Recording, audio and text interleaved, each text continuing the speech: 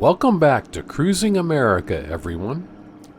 Today we're driving the $1 Million Highway between Durango and Ouray, Colorado.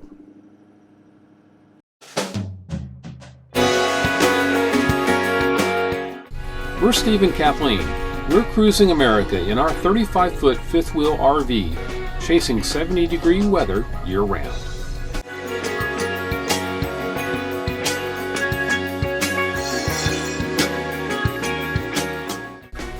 If you'd like to watch our previous videos, please click the Cruising America playlist link in the description below this video. Otherwise, enjoy our current episode starting now. The winding U.S. Highway 550 is better known as the $1 Million Highway, running from New Mexico to Colorado. Part of the San Juan Skyway, the highway was built in the late 1880s and is one of the most spectacular drives in the country. Between Durango and Silverton, the Skyway loosely parallels the Durango and Silverton narrow gauge railroad. The $1 Million Highway section connects Ouray and Silverton and is lined with many small adventure towns and ghost mining villages. Why is it called the $1 Million Highway?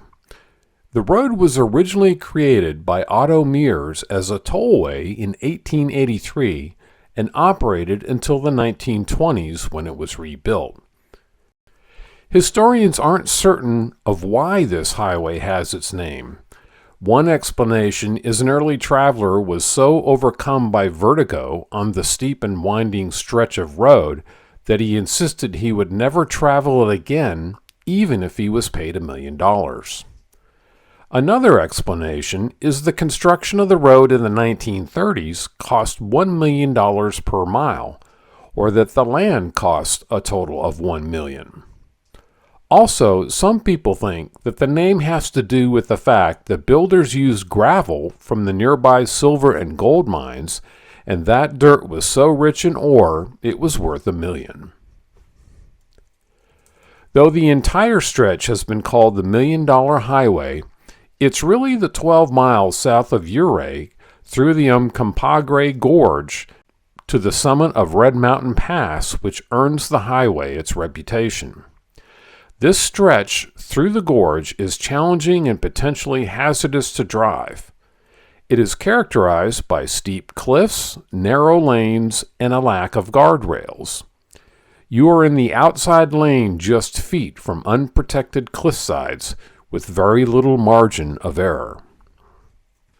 In addition, the ascent of Red Mountain Pass is marked with a number of hairpin S-curves used to gain elevation, and again narrow lanes for traffic, many cut directly into the sides of mountains. It's constantly labeled a harrowing and downright dangerous drive, marked with narrow lanes, often shared by RVs, steep cliffs, sheer drop-offs, and no guardrails. Granted, we drove the $1 Million Highway on a perfect day in September, but frankly, after reading and hearing all the extreme descriptors like harrowing, extremely dangerous, challenging, scary, paralyzing, and more, we were disappointed. Yes, the highway could be very dangerous in bad weather or winter. Yes, the highway has steep drop-offs that will produce sweaty palms and racing hearts if you've never driven anything similar. But we have, so in our opinion, we think the descriptors are a little hyperbolic. Now, if you're looking for harrowing, extremely dangerous, scary, or paralyzing, we recommend Rocky Mountain National Park's Trail Ridge Road, particularly the Tundra Zone, or Glacier National Park's Going to the Sun Road from the Loop to Logan Pass, and Pikes Peak Tundra Zone. Relatively speaking, we think the $1 Million Highway is quite wide compared to Trail Ridge and Going to the Sun roads. Not having any shoulder with even narrower lanes and constant oncoming traffic you almost have to dodge definitely raises the bar and adrenaline levels more. Don't get us wrong. The design of the road offers stunning panoramic views of the surrounding Colorado landscape and the San Juan Mountains. The surrounding wilderness has many beautiful large mammals, including black bears, deer, elk, and mountain goats, so keep your eyes peeled for animal sightings along the way. On this drive, you will climb 3 very steep, high mountain passes. Coal Bank Pass at 10,640, Molasses Pass at 10,970, and Red Mountain Pass at 11,000 feet. These altitudes will cause your ears to pop. Also, be prepared for a sickness you've probably never heard of called acute mountain sickness. According to National Park rangers, more than 20% of people suffer from AMS, so make sure you research and prepare in advance. When traveling above 8,000 feet, everyone is susceptible to AMS. If you're looking for Colorado mountains to visit without the constant day trippers from the I-25 corridor, this area of Colorado is for you. There are many things to do in the area, especially if you're an outdoors enthusiast. You could check out the ghost town of Animus Forks, an abandoned town filled with rickety old wooden buildings that was once a thriving mining post. Or you can relax in the ancient hot springs of Trimble Spa, which dates back to the 19th century. Of course, you can go camping, hiking, or fishing in the wilderness of the San Juan National Forest. Also, we recommend stopping at Mola's Pass, where you can enjoy a stunning view of Mola's Lake and the Animus River Gorge. Plan time to visit the town of Silverton, with its colorful old buildings lining the streets and its beautiful mountain surroundings. We'd like to offer a few tips for this trip. 1. Let the passenger look. You'll want to watch the road constantly. The $1 Million Highway has no guardrails and in some places, no shoulders. Here it's not texting while driving, it's texting before dying. Why are there no guardrails here on one road that really needs them? Archival photos show large earthen blocks once served as guardrails.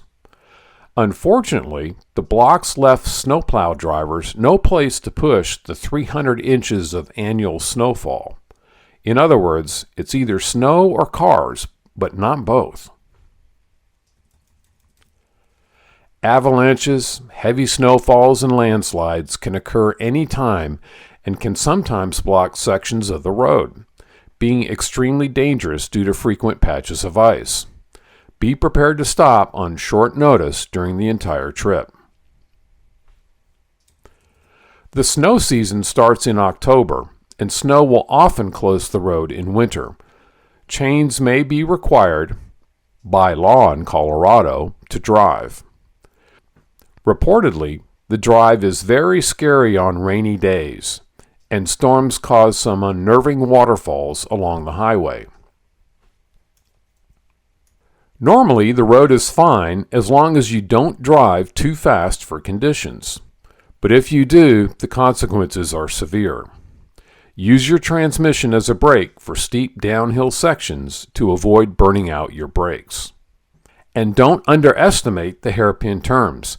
In some cases, you need to decelerate to 10 miles an hour or less if you have a large or long vehicle to safely make these S-turns.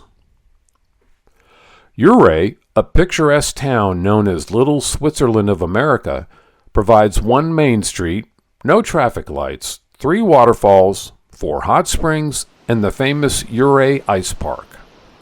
Today, US 550 draws an average of 2,300 vehicles a day as travelers are drawn to the stunning alpine panoramas, wildlife views, and ghost towns along this historic path.